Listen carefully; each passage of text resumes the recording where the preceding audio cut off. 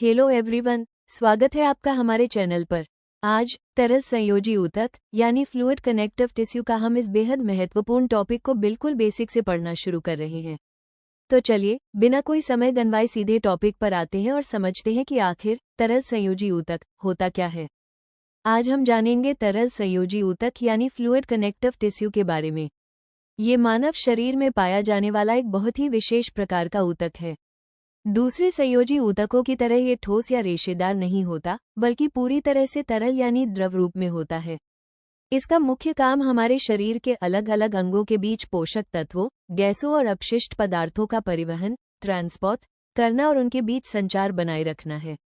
मुख्य रूप से ये दो प्रकार का होता है, पहला रक्त यानी ब्लड और दूसरा लसिका यानी लिम्फ। चलिए इनके बारे में और विस्तार से आगे समझते हैं। आइए इस चार्ट के जरिए तरल संयोजी ऊतक फ्लूइड कनेक्टिव टिश्यू के वर्गीकरण को आसान भाषा में समझते हैं। जैसा कि आप देख सकते हैं, इसे दो मुख्य भागों में बांटा गया है, रक्त यानी ब्लड और लसिका यानी लिम्फ। अगर हम रक्त की बात करें तो इसके दो मुख्य हिस्से होते हैं। पहला है प्लाज्मा, जो पूरे रक्त का 55% भाग बनाता है और यह एक तरल रूप होता है। दूसरा है रक्त कणिकाएं, ब्लड सेल्स, जो बाकी का 45% भाग बनाती हैं।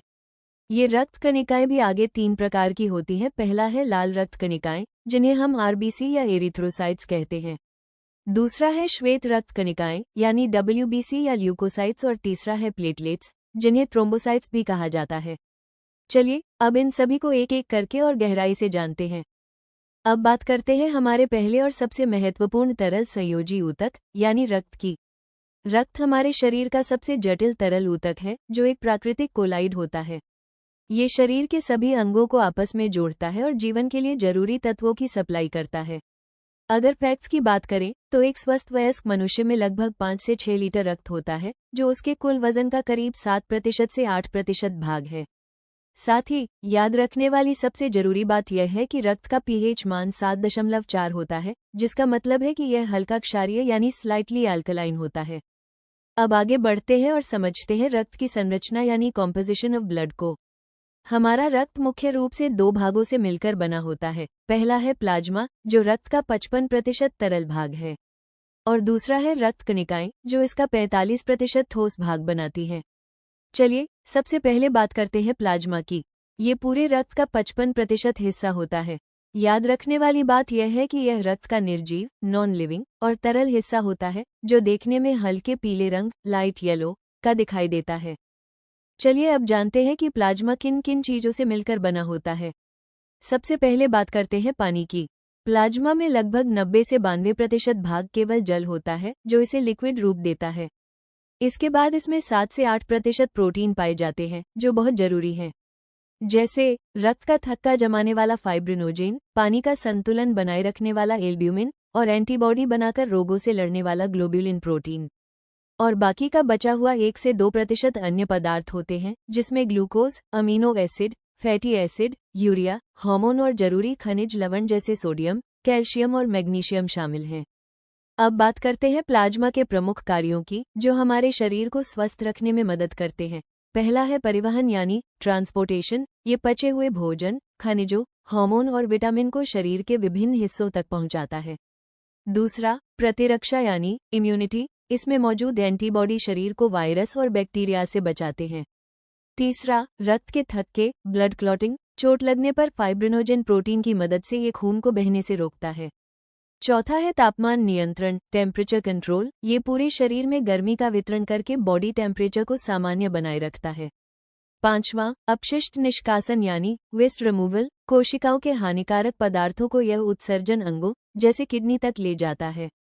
और छठा है पीएच संतुलन। ये रक्त में एसिड और बेस यानी अम्ल क्षार का संतुलन बनाए रखता है। प्लाज्मा के बाद अब बात करते हैं रक्त के दूसरे मुख्य हिस्से की, यानी रक्त कणिकाएं, जो पूरे रक्त का 45% भाग बनाती हैं। ये कणिकाएं प्लाज्मा में तैरती रहती हैं और 3 प्रकार की होती हैं। आज हम सबसे पहले जानेंगे लाल रक्त कणिकाओं यानी आरबीसी या एरिथ्रोसाइट्स के बारे में। इनकी संख्या ये रक्त कोशिकाओं में सबसे अधिक मात्रा में यानी लगभग 99% होती है। एक स्वस्थ मनुष्य के शरीर में इनकी संख्या लगभग 50 लाख प्रति घन मिलीमीटर होती है। इनका जीवनकाल परीक्षा के लिए सबसे महत्वपूर्ण पॉइंट, इनका जीवनकाल यानी लाइफ स्पेन 120 दिन का होता है। इसके बाद पुरानी कोशिकाएं नष्ट हो जाती हैं और नई कोशिकाएं बनती हैं। आइए अब जानते हैं आरबीसी से जुड़े कुछ बहुत ही अनोखे और महत्वपूर्ण फैक्ट्स के बारे में। सबसे पहले बात करते हैं केंद्रक यानी न्यूक्लियस की। स्तनधारियों यानी मैमल्स की जो परिपक्व आरबीसी होती है, उसमें केंद्रक नहीं पाया जाता है। लेकिन विज्ञान में अपवाद हमेशा होते हैं। ऊंट और लामा दो ऐसे स्तनधारी हैं जिनकी आरबीसी में केंद्रक पाया जाता है। अब बात करते हैं इसके मुख्य कार्य की। आरबीसी में हीमोग्लोबिन नाम का एक आयरन युक्त प्रोटीन होता है। ये हीमोग्लोबिन ऑक्सीजन को अपने साथ बांधकर पूरे शरीर की कोशिकाओं तक पहुंचाता है और वहां से कार्बन डाइऑक्साइड को वापस फेफड़ों तक लाता है। और हाँ, इसी हीमोग्लोबिन के कारण ही हमारे रक्त का रंग लाल होता है। आरबीसी के बाद अब बात करते हैं हमारे रक्त की दूसरी मुख्य कोशिकाओं की, जिन्हें श्वेत रक्त कणिकाएं यानी डब्ल्यूबीसी या ल्यूकोसाइट्स कहा जाता है। संख्या और संरचना। हमारे रक्त में इनकी संख्या लगभग 4000 से 11000 प्रति घन मिलीमीटर होती है। आरबीसी के विपरीत इनमें केंद्रक पाया जाता है। इनका कोई निश्चित आकार नहीं होता और ये अमीबा की तरह अपना आकार बदलकर गति कर सकती है। कार्य। इन्हें हमारे शरीर का सैनिक, सोल्जर्स ऑफ द बॉडी, कहा जाता है। ये बाहर से हमला करने वाले बैक्टीरिया, वायरस और कीटाणुओं को मारकर हमारे शरीर की संक्रमण से रक्षा करती हैं। मुख्य रूप से ये दो प्रकार की होती हैं। पहली ग्रेन्युलोसाइट्स, जैसे न्यूट्रोफिल जो जीवाणुओं को खाकर नष्ट करती हैं, और दूसरी एग्रेन्युलोसाइट्स, जैसे लिम्फोसाइट्स जो हमारे शरीर में एंटीबॉडी बनाने का काम करती हैं। आइए अब बहुत ही आसान तरीके से समझते हैं श्वेत रक्त कणिकाओं यानी डब्ल्यूबीसी के विभिन्न प्रकारों को। जैसा कि आप स्क्रीन पर देख सकते हैं, इन्हें मुख्य रूप से दो बड़े भागों में बांटा जाता है। पहला भाग है ग्रेन्युलोसाइट्स। इनके अंदर छोटे छोटे दाने या कण पाए जाते हैं। ये आगे चलकर तीन प्रकार के होते हैं: न्यूट्रोफिल्स, एओसिनोफिल्स और बेसोफिल्स। इनमें न्यूट्रोफिल्स सबसे सक्रिय होते हैं, जो सीधे हानिकारक जीवाणुओं को खाकर नष्ट करते हैं। दूसरा भाग है एग्रेन्युलोसाइट्स यानी वे कोशिकाएं जिनमें दाने या कण नहीं पाए जाते। ये दो प्रकार के होते हैं: लिम्फोसाइट्स, जिसमें टी सेल और बी सेल शामिल हैं और ये एंटीबॉडी बनाते हैं, और दूसरे हैं मोनोसाइट्स, जो आकार में सबसे बड़े होते हैं और मैक्रोफेज की तरह गंदगी और कीटाणुओं को साफ करते हैं। ये पूरा सिस्टम मिलकर हमारे शरीर को एक अभेद्य सुरक्षा कवच देता है। आइए अब विस्तार से जानते हैं कि श्वेत रुधिर कणिकाएं यानी हमारे शरीर के सैनिक अलग अलग स्तर पर क्या काम करते हैं। सबसे पहले बात करते हैं ग्रेन्युलोसाइट्स की। न्यूट्रोफिल, ये शरीर में किसी भी संक्रमण की स्थिति में सबसे पहले आगे आते हैं और हानिकारक बैक्टीरिया को खत्म करके इन्फेक्शन से लड़ते हैं। एओसिनोफिल, इनका मुख्य काम शरीर में पहुंचने वाले परजीवियों, पैरासाइट्स, को नष्ट करना और एलर्जी जैसी प्रतिक्रियाओं को नियंत्रित करना है। बेसोफिल, ये शरीर में सूजन यानी इन्फ्लेमेशन की प्रक्रिया को सक्रिय करते हैं और हिस्टामाइन नामक रसायन रिलीज करते हैं। अब देखते हैं एग्रेन्युलोसाइट्स के कार्य। लिम्फोसाइट, ये हमारी मुख्य प्रतिरक्षा प्रणाली, इम्यून रिस्पॉन्स, को संभालते हैं। इनमें मौजूद बी सेल्स एंटीबॉडी बनाते हैं और टी सेल्स सीधे संक्रमित कोशिकाओं को नष्ट करने का काम करते हैं। मोनोसाइट, ये हानिकारक कीटाणुओं का भक्षण करते हैं, यानी उन्हें सीधे खा जाते हैं और जरूरत पड़ने पर मैक्रोफेज में बदलकर रोगाणुओं को पूरी तरह साफ कर देते हैं। संक्षेप में कहें तो ये सभी मिलकर हमारे शरीर की रोगों से 24 घंटे रक्षा करते हैं। आरबीसी और डब्ल्यूबीसी को समझने के बाद अब बात करते हैं हमारी तीसरी महत्वपूर्ण रक्त कोशिकाओं की, जिन्हें प्लेटलेट्स यानी थ्रोम्बोसाइट्स कहा जाता है। संख्या और जीवन काल। ये मुख्य रूप से केवल मनुष्य और अन्य स्तनधारियों के रक्त में ही पाई जाती हैं। एक स्वस्थ शरीर में इनकी संख्या लगभग 1.5 लाख से 4 लाख प्रति घन मिलीमीटर होती है। इनका जीवन काल बहुत छोटा, यानी केवल 7 से 10 दिन का होता है, और ध्यान रखने वाली बात यह है कि इनमें भी केंद्रक नहीं पाया जाता। मुख्य कार्य। इनका सबसे प्रमुख काम चोट लगने या कटने पर रक्त का थक्का जमाना, ब्लड क्लॉटिंग, है। जब भी कहीं से खून बहता है तो प्लेटलेट्स वहां इकट्ठा होकर एक जाल बना देती हैं, जिससे ब्लीडिंग रुक जाती है। आपने अक्सर सुना होगा कि डेंगू बुखार होने पर इन्हीं प्लेटलेट्स की संख्या शरीर में बहुत तेजी से गिरने लगती है। हमने रक्त के तीनों मुख्य घटकों को विस्तार से पढ़ लिया है। आइए इस टेबल के जरिए 1 मिनट में इनका क्विक रिवीजन करते हैं। कार्य। जहां आरबीसी का मुख्य काम ऑक्सीजन का परिवहन करना है, वहीं डब्ल्यूबीसी हमारे शरीर की रक्षा और प्रतिरक्षा करती है, और प्लेटलेट्स चोट लगने पर रक्त का थक्का जमाती हैं। आकार और रंग। आरबीसी द्विअवतल यानी बाइकनकेव डिस्क जैसी और हीमोग्लोबिन के कारण लाल होती है।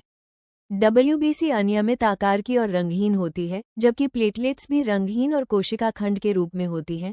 संख्या। हमारे रक्त में आरबीसी सबसे ज्यादा यानी लगभग 50 लाख होती है, WBC 4000 से 11000 के बीच और प्लेटलेट्स 1.5 से 4.5 लाख प्रति घन मिलीमीटर पाई जाती हैं। जीवनकाल आरबीसी का जीवनकाल 120 दिन का होता है। WBC कुछ घंटों से लेकर कई वर्षों तक जीवित रह सकती है और प्लेटलेट्स का जीवनकाल केवल 7 से 10 दिन का होता है। केंद्रक सबसे महत्वपूर्ण बात, केंद्रक केवल WBC में उपस्थित होता है, जबकि परिपक्व स्तनधारियों की आरबीसी और प्लेटलेट्स में केंद्रक अनुपस्थित होता है। रक्त के बारे में पूरी तरह जानने के बाद आइए अब बात करते हैं हमारे दूसरे तरल संयोजी ऊतक की, जिसे लसिका यानी लिम्फ कहा जाता है। यह क्या है? लसिका हल्के पीले रंग का एक द्रव संयोजी ऊतक है जो हमारे शरीर की ऊतकों के बीच पाया जाता है और लसिका वाहिनियों यानी लिम्फ वेसल्स में बहता है। ये बनता कैसे है? इसे बहुत ही आसान शब्दों में समझें। जब हमारा रक्त धमनियों से होकर बारीक रक्त कोशिकाओं तक पहुंचता है तो ब्लड प्लाज्मा का कुछ हिस्सा उन महीन दीवारों से छनकर बाहर निकल आता है। कोशिकाओं के बीच मौजूद इसी छने हुए तरल पदार्थ को हम लसिका कहते हैं। यह मुख्य रूप से रक्त प्लाज्मा से ही बनता है। आइए अब जानते हैं कि लसिका की संरचना कैसी होती है और इसमें कौन कौन से तत्व पाए जाते हैं। दिखने में यह एक हल्का पीला या रंगहीन तरल पदार्थ है जो काफी हद तक रक्त प्लाज्मा जैसा ही होता है। सबसे पहले देखते हैं कि लसिका में क्या क्या होता है। इसमें लगभग 94% भाग केवल पानी होता है। इसमें श्वेत रक्त कणिकाएं यानी WBC पाई जाती हैं, विशेष रूप से लिम्फोसाइट्स जो संक्रमण से लड़ने का काम करती हैं। और इसमें कुछ जरूरी पोषक तत्व जैसे प्रोटीन, ग्लूकोज, फैट और लवण मौजूद होते हैं। अब सबसे महत्वपूर्ण बात, लसिका में क्या नहीं होता? इसमें लाल रक्त कणिकाएं आरबीसी नहीं होती। यही कारण है कि इसका रंग लाल नहीं होता। इसमें प्लेटलेट्स भी अनुपस्थित होते हैं। साथ ही रक्त की तुलना में इसमें बड़े प्रोटीनों की मात्रा बहुत कम होती है। यही मुख्य अंतर इसे हमारे सामान्य रक्त से अलग बनाते हैं। लसिका की संरचना को समझने के बाद अब हम जानेंगे कि हमारा लसिका तंत्र यानी लिम्फेटिक सिस्टम किन किन अंगों से मिलकर बना होता है। कार्य और महत्व के आधार पर लसिका तंत्र में 2 प्रकार के मुख्य अंग होते हैं। पहला है प्राथमिक अंग यानी प्राइमरी लिम्फोइड ऑर्गन्स। ये वे मुख्य जगहें हैं जहां हमारे शरीर की प्रतिरक्षा कोशिकाएं बनती और परिपक्व होती हैं। इसमें 2 नाम आते हैं, पहला अस्थि मज्जा बोन मैरो और दूसरा थाइमस ग्रंथि। दूसरा है द्वितीयक अंग यानी सेकेंडरी लिम्फोइड ऑर्गन्स। ये वे अंग हैं जहां कोशिकाएं कीटाणुओं और रोगाणुओं से लड़ना सीखती हैं या सक्रिय होती हैं।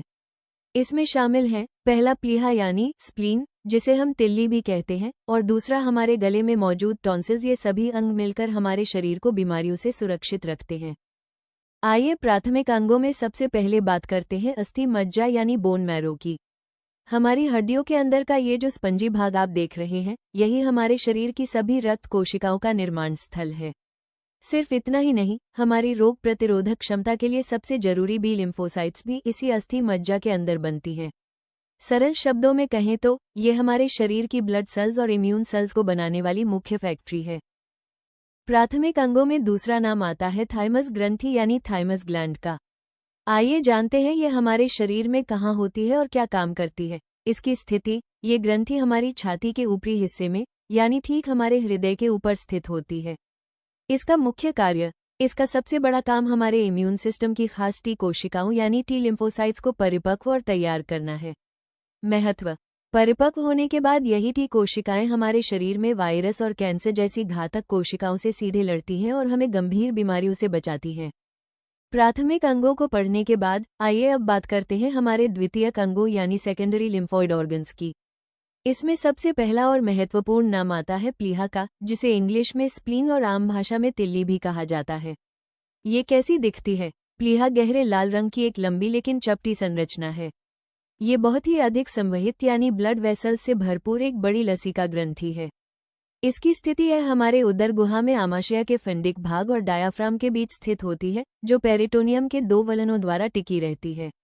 सबसे अनोखा फैक्ट, आम लसिका गांठों की तरह ये लसिका प्रवाह के बीच में नहीं होती, बल्कि यह हमारे रुधिर प्रवाह में स्थित होती है, यानी यह सीधे हमारे खून को फिल्टर करने का काम करती है।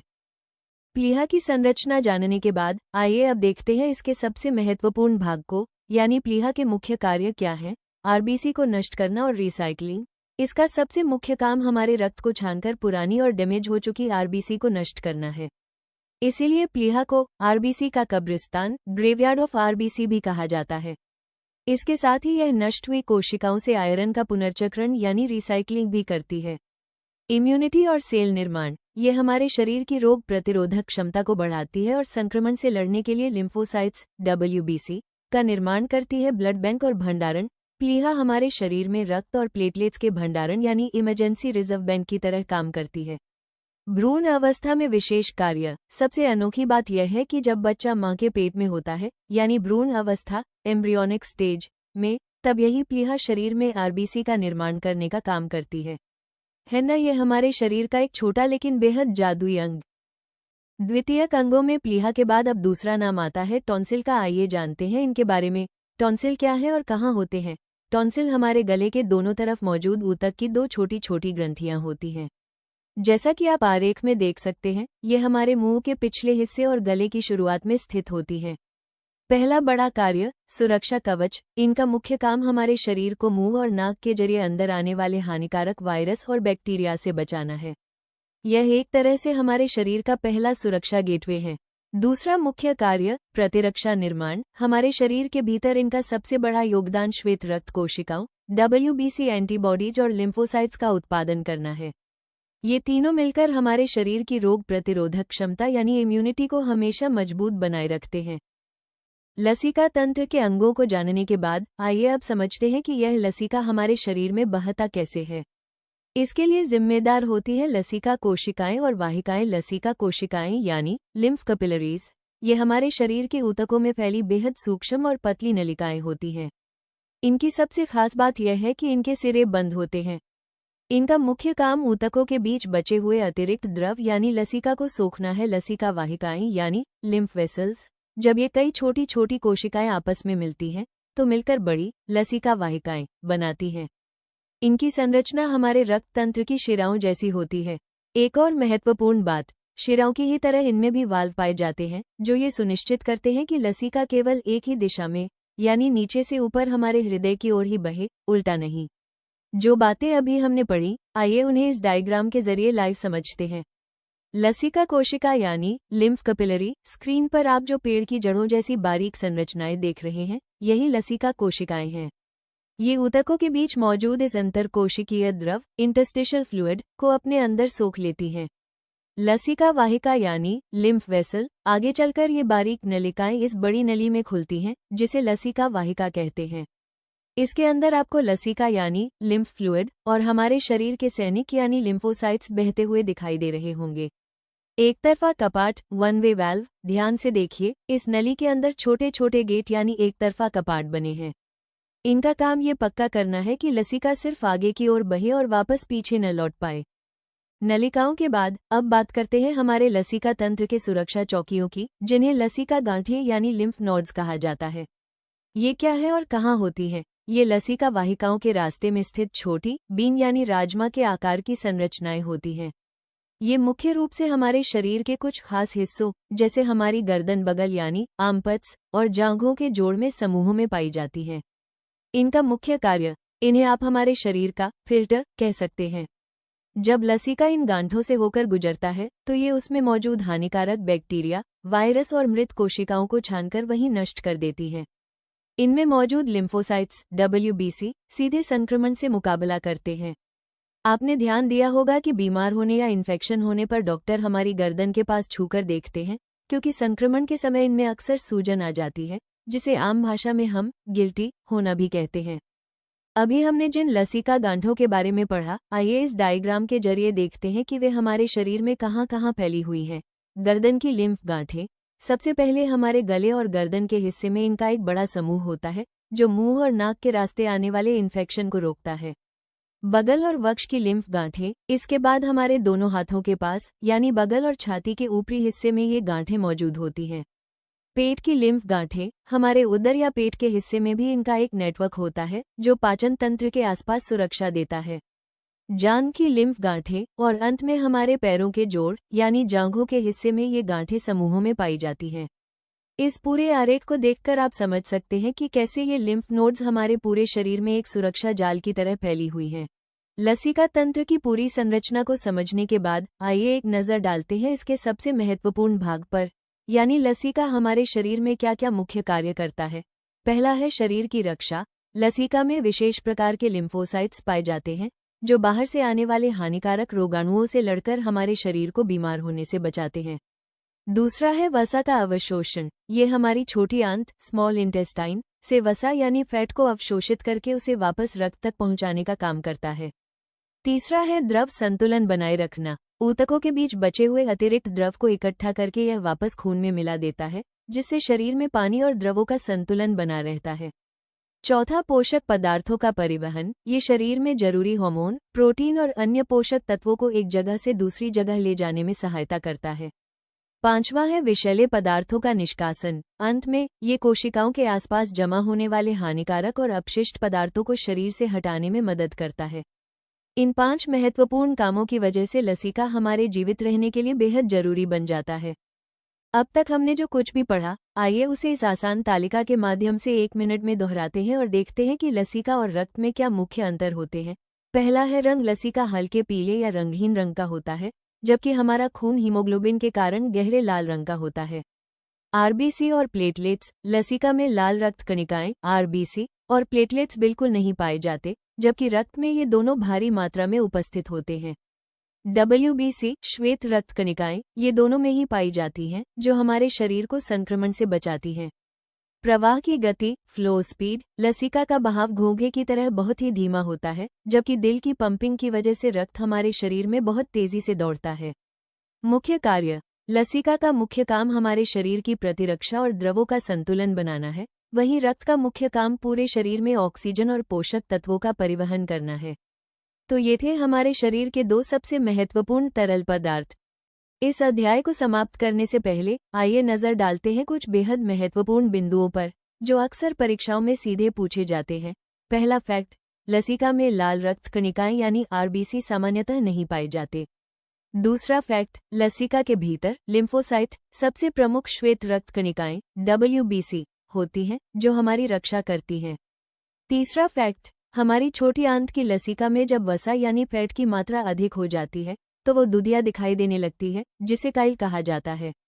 चौथा फैक्ट, एक स्वस्थ मानव शरीर में लगभग 1 से 2 लीटर तक लसिका मौजूद होता है।